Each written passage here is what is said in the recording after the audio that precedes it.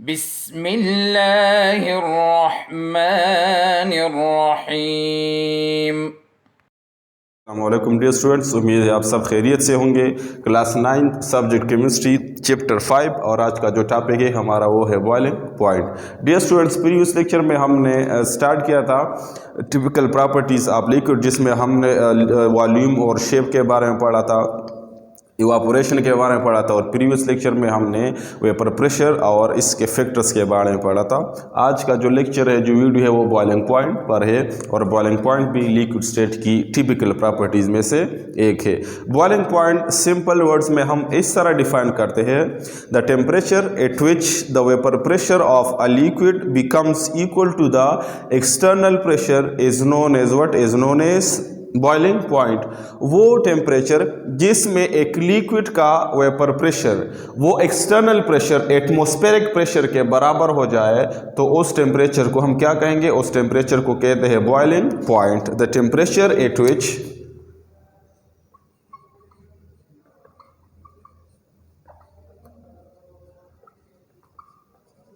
at which the vapor pressure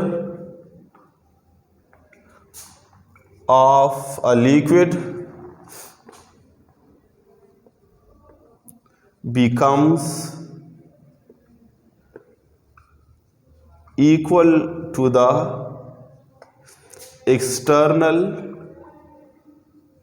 pressure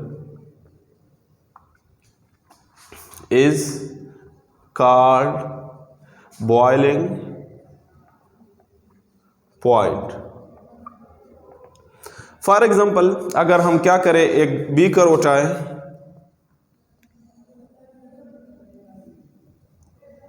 اور اس میں ہم پانی ڈالیں، واٹر H2O،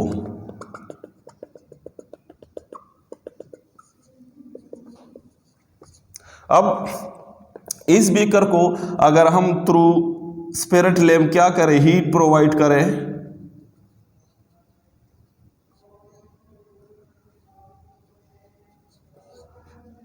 ہم کیا کریں، اس کو ہیٹ پرووائڈ کریں، تو جب ہم اس کو ٹیمپریچر ہیٹ پرووائڈ کرتے ہیں تو مالیکیولز کی کائنیٹک انرجی کیا ہو جاتی ہے؟ اس ٹیمپریچر کے پرووائڈ کرنے سے مالیکیولز کی کائنیٹک انرجی زیادہ ہو جاتی ہے، اور یہ ہم جانتے ہیں کہ لیکوڈ مالیکیولز یہ رینڈم موشن کرتے ہیں، ارریگولر موشن کرتے ہیں، کائنیٹک انرجی زیادہ ہو جاتی ہے تو یہ مالیکیولز کی کولیجن سٹارٹ ہو جاتی ہے، یہ مالیکیول تھوڑے سے کوئکلی ایک دوسرے کے ساتھ کولائڈ کرنا سٹارٹ کر دیتے ہیں، اور اس کولیجن کی وجہ سے بعض مالیکیول کی کائنیٹک انرجی زیادہ ہو جاتی ہے، اور وہ انٹر مالیکولر فورسز کو اوورکم کرتے ہیں اور سرفیس کی طرف آ جاتے ہیں، اور یہاں سے وہ ایواپوریٹ کرنا سٹارٹ کر دیتے ہیں۔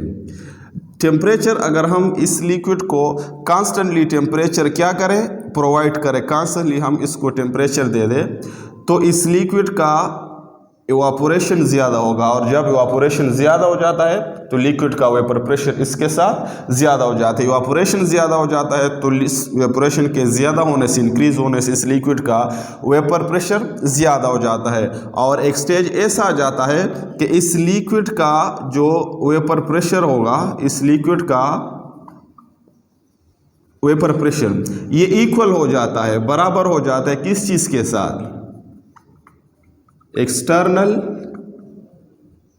پریشر کے ساتھ، اور جب یہ لیکوڈ کا ویپر پریشر یہ ایکسٹرنل پریشر کے برابر ہو جاتا ہے تو یہ لیکوڈ کیا؟ دا لیکوڈ بگنس ٹو بوائل، یہ لیکوڈ بوائل کرنا سٹارٹ کر دیتی ہے، اور اس ٹیمپریچر کو جس کے اوپر ایک لیکوڈ کا ویپر پریشر یہ ایکسٹرنل پریشر کے برابر ہو جائے، جو کہ ہے 1 atm or 760 mm of Hg کے برابر ہے۔ تو جب ایک لیکوڈ کا ویپر پریشر اس 1 atm ایکسٹرنل پریشر کے برابر ہو جائے اور یہ لیکوڈ کیا کرے؟ بوائل کرنا سٹارٹ کرے، یہاں پر اس ٹیمپریچر پر یہاں پر ببلز فارمیشن ہوتی ہے، اور یہ ببلز اس طرح سرفیس کی طرف آتے اور بس ہوتے ہیں اور اس طرح ایٹماسفیئر کو ریلیز ہوتے ہیں، تو اس ٹیمپریچر کو جس کے اوپر ایک لیکوڈ کا ویپر پریشر یہ ایکسٹرنل پریشر کے برابر ہو جاتے ہیں اور یہ بوائل کرنا سٹارٹ کر دیتا ہے، تو اس ٹیمپریچر کو ہم کیا کہیں گے؟ اس ٹیمپریچر کو ہم کہتے ہیں boiling point.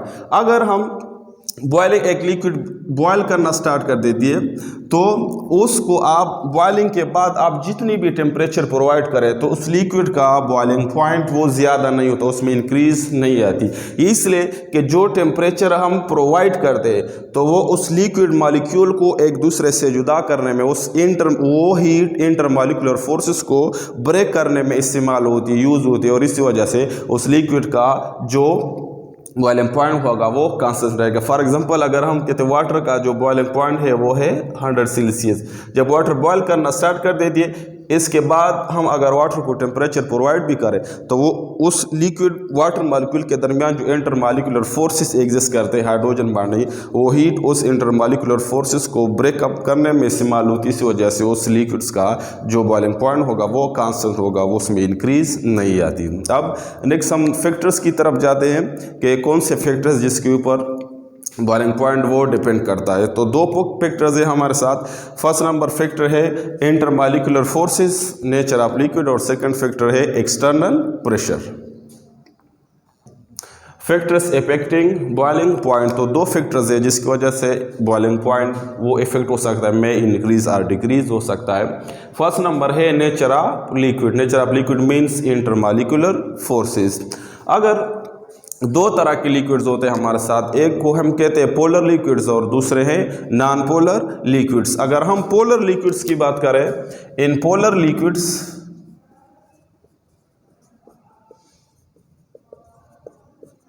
Liquids there exist strong intermolecular forces.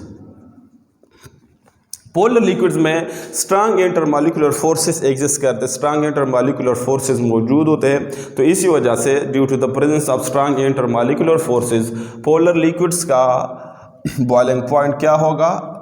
High boiling point होगा। और अगर हम सेकंड बात करें नॉन पोलर लिक्विड्स की, तो in non polar liquids there exists weak intermolecular forces। Non polar liquids में इंटरमॉलिक्यूलर फोर्सेस क्या ये वीक होते हैं। इस वजह से नॉन पोलर लिक्विड्स का जो बॉइलिंग पॉइंट होगा वो होगा लो बॉइलिंग पॉइंट। अगर पोलर लिक्विड्स है तो पोलर लिक्विड्स में स्ट्रांग इंटरमॉलिक्यूलर फोर्सेस ये एग्जिस्ट करते हैं, स्ट्रांग इंटरमॉलिक्यूलर फोर्सेस मौजूद होते हैं। अगर इंटरमॉलिक्यूलर फोर्सेस स्ट्रांग है तो बॉइलिंग पॉइंट क्या होगा? वो हाई होगा। और अगर नॉन पोलर लिक्विड्स की अगर हम बात करें तो उसमें वीक इंटरमॉलिक्यूलर फोर्सेस होते हैं। जब इंटरमॉलिक्यूलर फोर्सेस वीक होंगे तो उसका बॉइलिंग पॉइंट वो लो होगा। फॉर एग्जांपल अगर हम बात करें दो लिक्विड्स की, एक हम लेते हैं वाटर और दूसरा है बेंजीन C6H6। वाटर एक पोलर लिक्विड है, वाटर एक पोलर लिक्विड है और इसमें स्ट्रांग इंटरमॉलिक्यूलर फोर्सेस एग्जिस्ट करते हैं, स्ट्रांग इंटरमॉलिक्यूलर फोर्सेस मौजूद होते हैं। इसी वजह से वाटर का बॉइलिंग पॉइंट क्या है? 100 सेल्सियस। अगर हम इसका कंपैरिजन बेंजीन के साथ करें तो बेंजीन एक नॉन पोलर लिक्विड है और नॉन पोलर लिक्विड्स में ऑर्गेनिक एक सॉल्वेंट है नॉन पोलर, तो इसमें इंटरमॉलिक्यूलर फोर्सेस वीक होते हैं, वीक इंटरमॉलिक्यूलर फोर्सेस एग्जिस्ट करते हैं। इस वजह से बेंजीन का जो बॉइलिंग पॉइंट होगा वो 80.2 सेल्सियस है। तो आप देखें वाटर पोलर लिक्विड है, वाटर एक पोलर लिक्विड है, इसी वजह से इसका बॉइलिंग पॉइंट क्या है? 100 सेल्सियस है। और बेंजीन एक नॉन पोलर लिक्विड है, एक ऑर्गेनिक सॉल्वेंट है और इसका बॉइलिंग पॉइंट क्या है? 80, ऑलमोस्ट 80 इसका बॉइलिंग पॉइंट है। तो एक फैक्टर है जिसकी वजह से बॉइलिंग पॉइंट में इंक्रीज और डिक्रीज हो सकता है इंटरमॉलिक्यूलर फोर्सेस। सेकंड फैक्टर है एक्सटर्नल प्रेशर, जो इंपॉर्टेंट है external pressure. Boiling point also depends upon the external pressure and boiling point is directly related to the external pressure. Second factor है external pressure।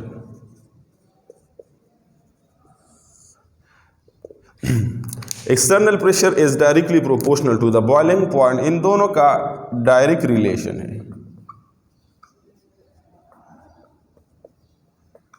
Directly proportional to the boiling point. अगर external pressure ज़्यादा हो गई تو boiling point کیا ہوگا؟ زیادہ ہوگا، کیونکہ دیر از a direct relation between them. اور اگر ایکسٹرنل پریشر کم ہوگی تو یہاں پر بوائلنگ پوائنٹ وہ بھی کم ہوگی. ایکسٹرنل پریشر کیا ہے؟ زیادہ ہے، یہاں بوائلنگ پوائنٹ بھی زیادہ ہوگی. ایکسٹرنل پریشر لو ہے تو یہاں پر بوائلنگ پوائنٹ بھی کیا ہوگی؟ لو ہوگی. اگر آپ دیکھیں ہیلی ایریاز میں، پہاڑی علاقوں میں عام طور پر جب ہم جاتے ہیں تو وہاں پر ایکسٹرنل پریشر وہ ڈیکریز ہو جاتی ہے، ایکسٹرنل پریشر کم ہو جاتی ہے، اور جو لوگ عام طور پر جاتے ہیں تو اس کے کان بھی بند ہو جاتے ہیں. یا ہیلی ایریاز میں it takes longer time to کوک. اگر آپ وہاں پر کوئی کھانا پکائے یا کوکنگ کرے تو وہاں پر کوکنگ بہت زیادہ ٹائم لیتی ہے. یہ اس لیے کہ وہاں پر ایکسٹرنل پریشر ڈیکریز ہو جاتی ہے، ایکسٹرنل پریشر کم ہو جاتی ہے، اور ایکسٹرنل پریشر ڈیکریز ہو جاتی ہے تو اس کا ڈائریکٹ ریلیشن ہے بوائلنگ پوائنٹ کے ساتھ. بوائلنگ پوائنٹ کیا؟ وہ آلریڈی آٹومیٹیکلی ڈیکریز ہو جاتی ہے. تو کوکنگ وہاں پر زیادہ ٹائم اس لیے لیتے ہیں کہ عام طور پر یوزولی کوکنگ ہم پانی میں کرتے ہیں. جب کوکنگ ہم پانی میں کرتے ہیں تو وہاں پر ہیلی ایریاز میں، پہاڑی علاقوں میں جب ایکسٹرنل پریشر کم ہوتا ہے تو واٹر اپنے نارمل بوائلنگ پوائنٹ سے بیلو، اس 100 سے بیلو کے اوپر وہ کیا کرتی ہے؟ بوائل کرنا سٹارٹ کر دیتی ہے. اور جو ٹیمپریچر ہم پرووائڈ کرتے ہیں، جو ٹیمپریچر ہم دیتے ہیں واٹر کو، تو وہ اس انٹر مالیکولر فورسز کو کیا؟ اس انٹر مالیکولر فورسز کو توڑنے میں، انٹر مالیکولر فورسز کی بریک اپ میں وہ استعمال ہو جاتی ہے. اور اسی وجہ سے سارا کا سارا ہیٹ جو ہم پرووائڈ کرتے ہیں واٹر کو، وہ ان دا فارم آف ہیٹ کیا؟ وہ لاس ہو جاتا ہے. اور یہاں پر کوکنگ کے لیے پھر جو ٹیمپریچر رہ جاتی ہے وہ اتنی نہیں رہ جاتی. اس وجہ سے ہیلی ایریاز میں، پہاڑی علاقوں میں کوکنگ بہت زیادہ ٹائم لیتی ہے، اور لوگوں کے کان بھی عام طور پر بند ہو جاتے ہیں. اس is due to the decrease in the external pressure. Halley areas میں ایکسٹرنل پریشر ڈیکریز ہو جاتی ہے. تو اوکے اسٹوڈنٹس، یہ آج کا لیکچر تھا بوائلنگ پوائنٹ اور اس کے فیکٹر کے اوپر. اگر آپ کے ذہن میں کوئی کویشچن ہے تو آپ کمنٹ سیکشن میں پوچھ سکتے ہیں. لاسٹ میں آپ کو ہوم ورک دیتا ہوں، اپنے ساتھ نوٹ کریں. Right the definition of boiling point and discuss its factors. So okay students, wassalam. اللهم انفعنا بما علمتنا وعلمنا ما ينفعنا وزدنا علما.